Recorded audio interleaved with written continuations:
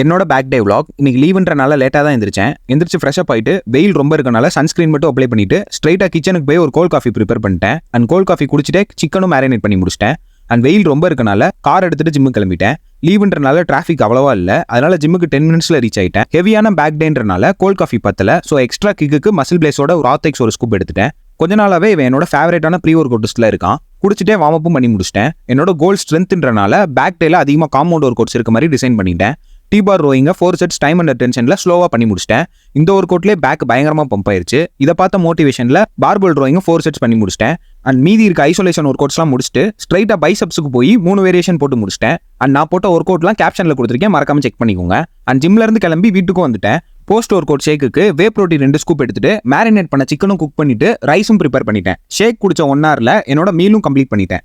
And evening போல என்னோட favourite ஸ்பாட்ல ஒரு டீயை போட்டுட்டு 10K ஸ்டெப்ஸ் கோலை கம்ப்ளீட் பண்ண நடக்க ஸ்டார்ட் பண்ணிட்டேன்.